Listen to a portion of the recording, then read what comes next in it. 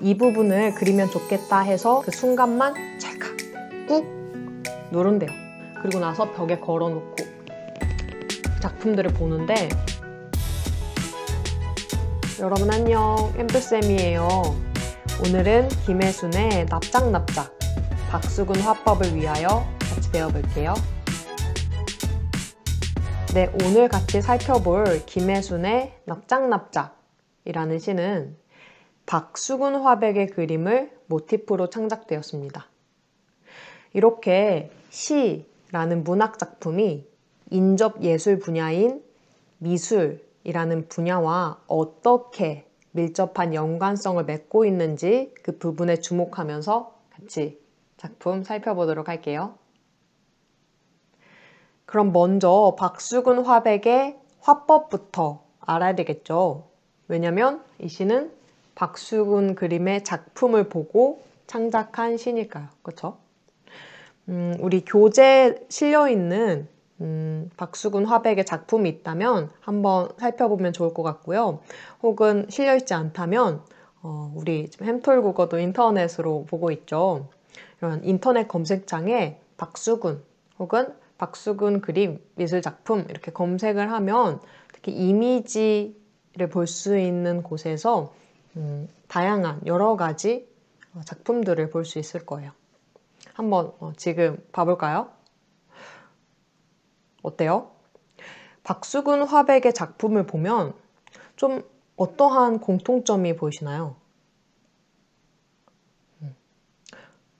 맞아요.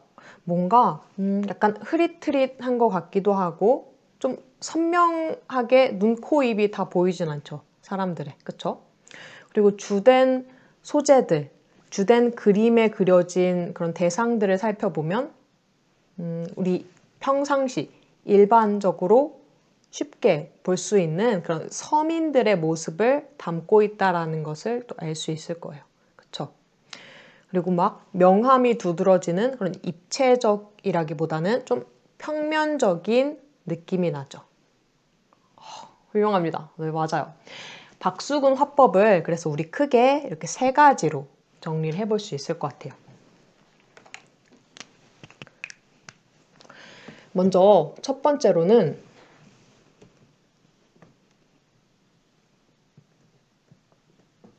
크게 3가지로 분류를 하면, 첫 번째는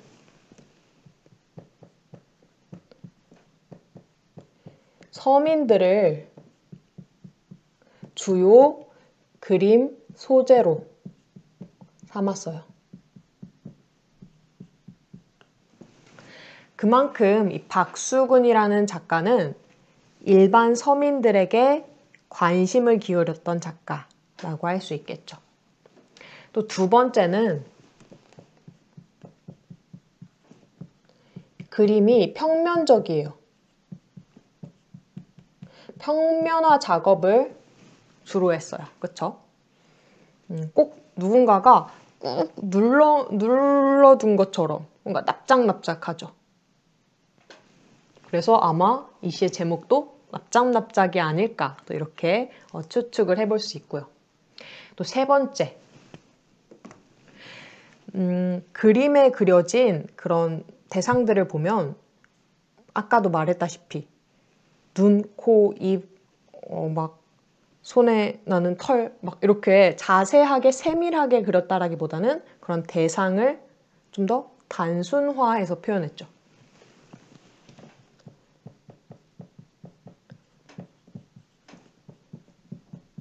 대상을 단순화해서 표현했다라는 특징도 가져요. 이 밖에 다양하게 더 정리를 해볼 수 있겠지만 크게 여기에서는 3가지로 박수근 화법을 정리하면, 첫 번째, 좀 부유하거나 막 유명하거나 대단하거나 유능한 사람들, 그런 좀 특별한 사람들이라기보다는 조금 일반 사람들, 우리 주변에서 쉽게 만날 수 있는 그런 서민들을 주요 작품의 소재로 사용했다라는 게 첫 번째 특징이고, 또 두 번째는 마치 납작납작 이렇게 누른 것처럼 평면화해서 표현을 했다. 세 번째, 대상을 굉장히 단순화해서 표현했다. 라는 특징을 갖습니다. 그렇다면 이 시, 납작납작이라는 시는 그러한 박수근의 화법을 기반으로 창작한 시이기 때문에 이런 박수근 화법이 시에 드러나겠죠. 그렇죠? 그렇다면 우리는 이러한 박수근 화법이 어떻게 시로 재창작되는지 그 부분에 주목하면서 같이 봐야 되겠죠. 네. 그러면 같이 한번 시 읽어보면서 조금 더 정리를 해보도록 할게요. 그러면 1년부터 같이 읽어보도록 할게요. 드문드문 세상을 끊어내어 한 며칠 눌렀다가 벽에 걸어놓고 바라본다.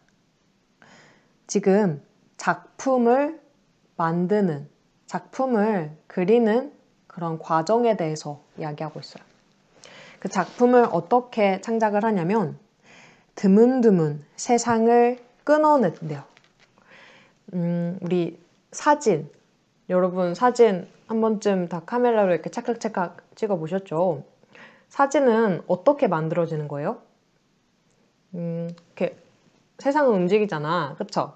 움직이는 그러한 세상의 일부분, 그것도 내가 찍고 싶은 일부분만 그 순간만 찰칵 해서 순간 포착해서 찍는 거죠. 그쵸? 그런 것처럼 이 작가가 작품을 만들 때도 박수근, 좀 더 구체적으로 말하면 박수근이겠죠. 이러한 화가가 작품을 그릴 때는 드문드문 세상을 끊어내어서 이렇게 그림 속에 담는데요. 근데 그렇게 그림 속에 담을 때 한 며칠 눌렀다가 한 며칠 누른대요. 아, 이 부분을 그리면 좋겠다 해서 순간 포착을 해서 그 세상을 드문드문 끊어낸 다음에 그것을 꾹 누른대요. 이 부분은 마치 뭔가 박수근의 화법 중에 평면화 작업과 비슷하죠. 그쵸? 납작하게 꾹 이렇게 누르는 거야. 벽에 걸어놓고 바라본다. 그렇게 눌러서 놓은 것을 벽에 걸어놓고 이렇게 바라본대요. 이건 또 무슨 의미일까요? 작품을 그린 다음에 그 벽에 놓고 그 작품을 바라봤다 라는 것은 그 세상의 일부분을 끊어내어서 그걸 작품 속에 담았다 그랬죠. 그것을 다시 바라보는 것은 즉 다른 말로 세상을 바라보는 거겠죠. 그러니까 이 작가가 나름대로 세상을 바라보는 방식이라고도 그 부분에서 볼 수 있을 것 같네요.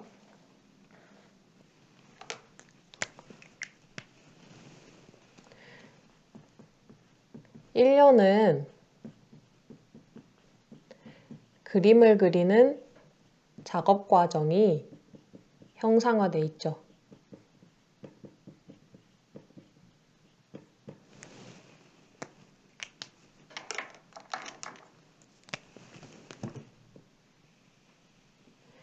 어떻게 그림을 그리는지, 그 그림 속에는 무엇이 들어가는지에 대해서 이야기하고 있어요.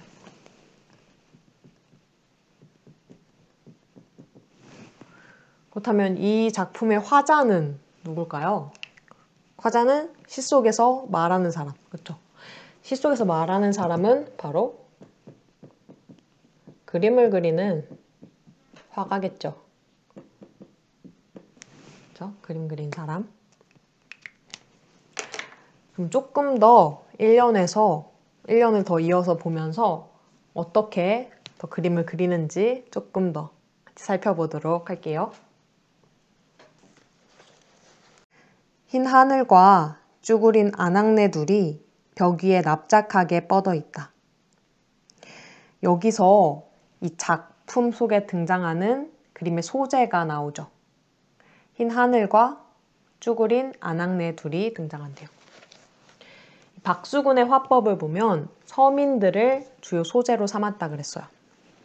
여기서 쭈그린 안악내둘이라고 하면서 힘겹고 또 가난하게 살아가는 서민들의 모습을 이야기하고 있네요.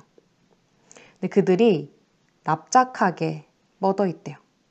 이 납작하다라는 것은 우리 제목도 마찬가지고 박수근의 화법에도 나온 것처럼 평면화가 된 것을 의미하겠죠.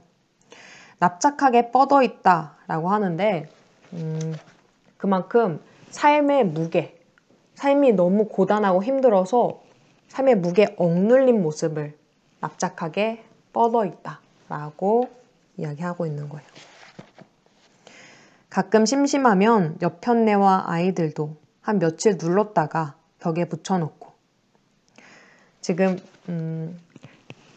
이 작품의 화자는 그림을 그리는 화가라 했죠. 이 화가가 그림을 그릴 때 어떨 때는 흰 하늘도 그려놓고 옆편네 둘도 그려놓고 가끔 또 뭘 그려볼까 하다가 아이들도 그려놓고 또 다른 옆편네와 아이들을 또 이렇게 꾹 눌렀다가 그림 속에 그려놓고 지금 마찬가지로 그런 현실의 소재들 일상 속에서 만날 수 있는 현실의 소재들에 대해서 이야기하고 있네요. 하나님 보시기 어떻습니까? 조심스럽게 물어본다.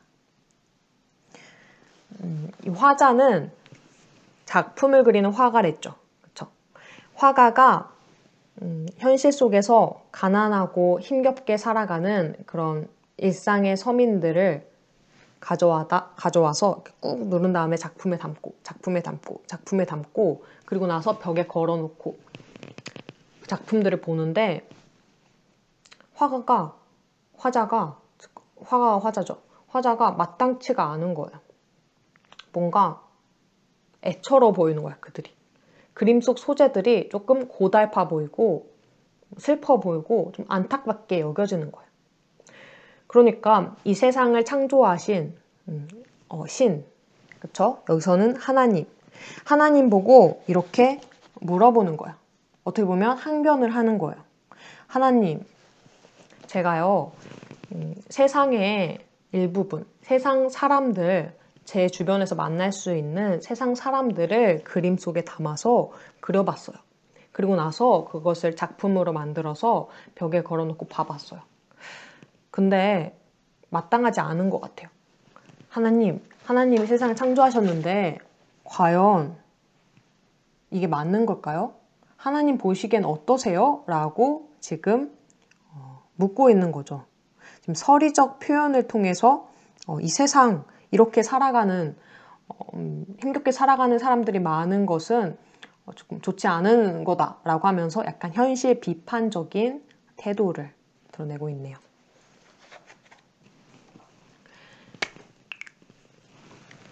(1년에서) 주로 드러나는 이 박수근의 화법은 한마디로 얘기해서 눌렸다라는 거였어요. 평면화됐다라는 거죠. 이것은 삶의 무게에 짓눌린 모습이다 라고 할 수 있다 했어요.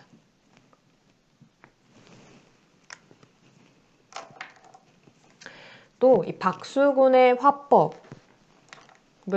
구체적으로 시에서 어떻게 이야기했는지가 몇 가지가 나왔죠. 먼저 서민들을 주요 소재로 삼았다라고 했는데 이렇게 쭈그린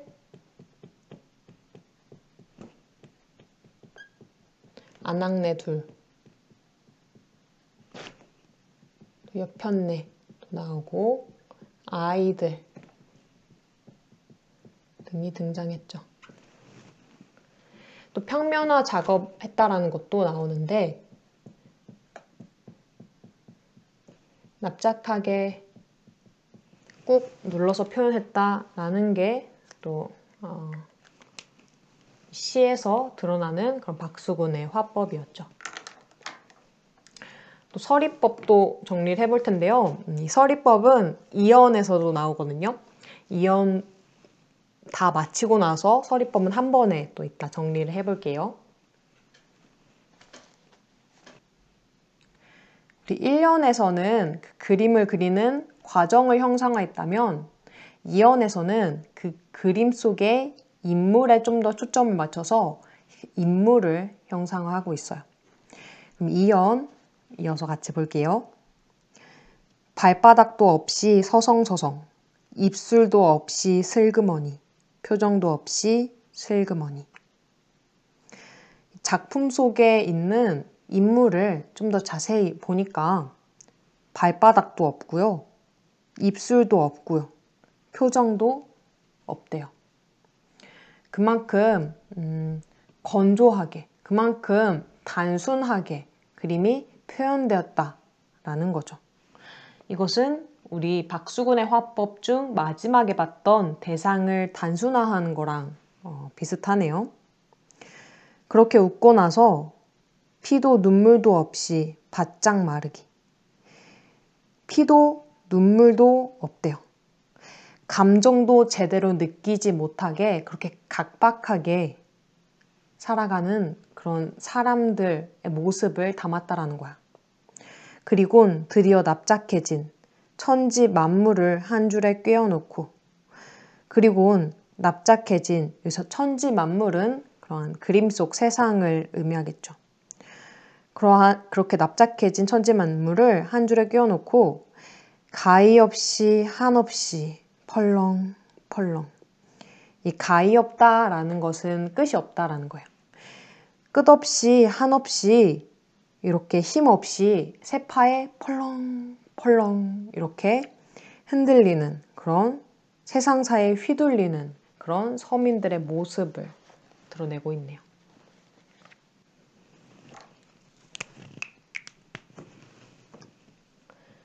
(1연에서는) 그림을 그리는 그 과정을 형상화했다면 (2연에서는) 그 그림 속에 등장하는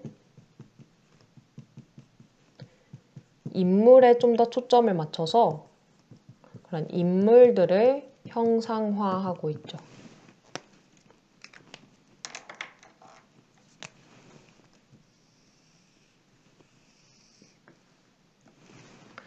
또 1년에 등장하는 주된 화법은 꾹 납작하게 누른다처럼 평면화, 눌림이었다면 2연에 주로 나오는 화법은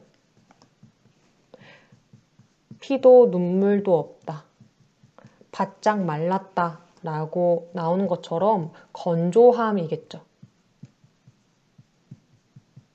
이것은 고달픈 현실에 대해서 이야기하고 있는 거다로 또 볼 수 있고요. 또 이 시는 박수근의 화법을 기반으로 만들어졌다라고 했죠. 특히 이 박수근의 화법 중 대상을 단순화한 것을 이 시 속에서는 그 인물이 발바닥도 없다, 또 입술도 없다, 표정도 없다 라고 하면서 표현이 돼 있었어요.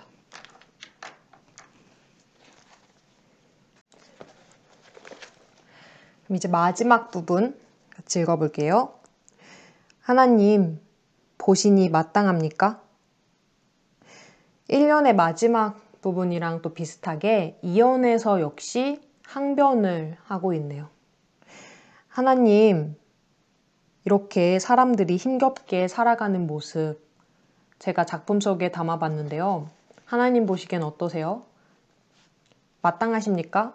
이렇게 살아가도 괜찮은 걸까요? 라고 하면서 현실 비판적인 그런 태도를 보여주고 있어요. 서리법이 지금 쓰였죠.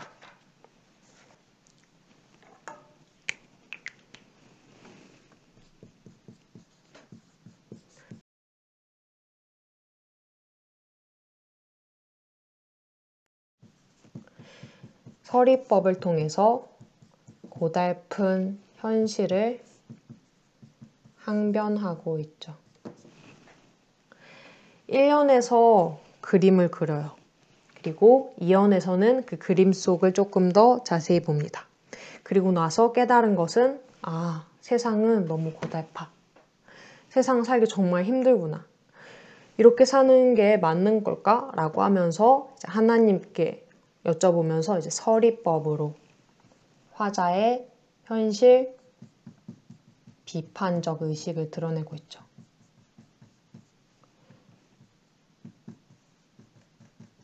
현실 비판적 태도를 강조하고 있어요. 서리법을 통해. 또 이 서리법이 한 번만 나오는 게 아니라 1년 마지막 부분과 2년 마지막 부분에서 또 반복되고 있죠.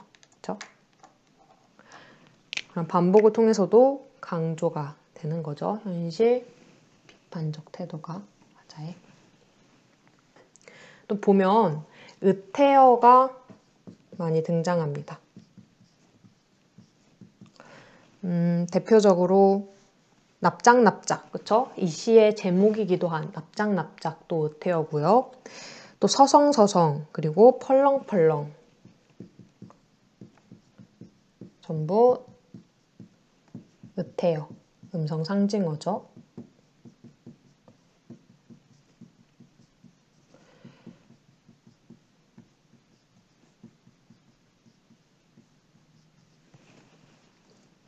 그렇다면 이러한 의태어를 사용해서 우리가 얻을 수 있는 효과는 무엇인가 보면 생동감을 높여줘요. 그렇죠?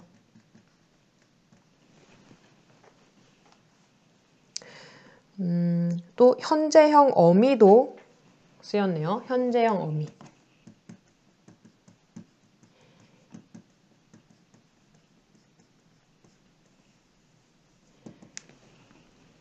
작품에서 보면 무엇을 본다 이러한 현재형 어미가 사용되었습니다.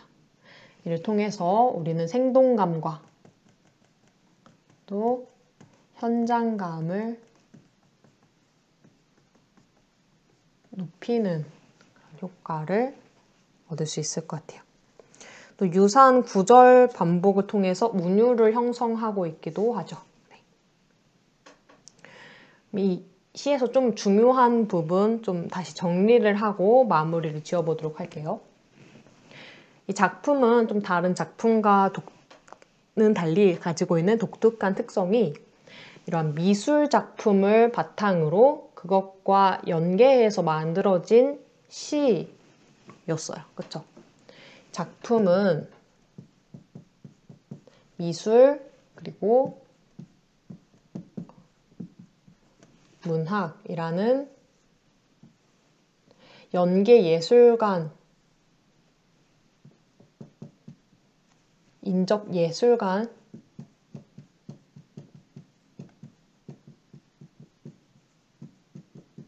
연계를 보여주고 있는 작품이랬어요. 그래서 우리가 조금 더 주목해야 될 부분은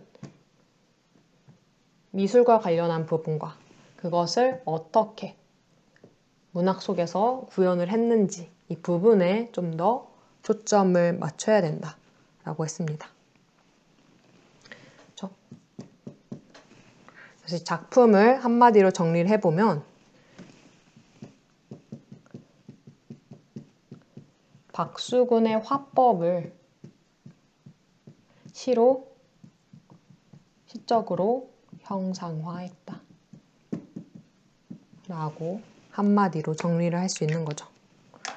박수근의 그림을 모티브로 한다. 보라색.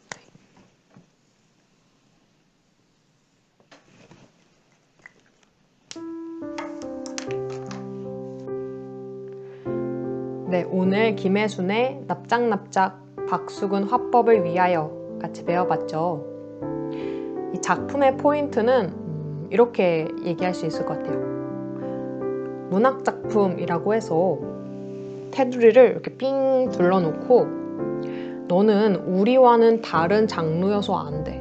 너는 우리랑 조금 다르잖아 라고 거리를 두고 멀리하는 게 아니라 인접 예술 분야와는 함께 서로 영향을 주고받으며 새로운 작품으로 재창작될 수 있다라는 게 포인트였어요.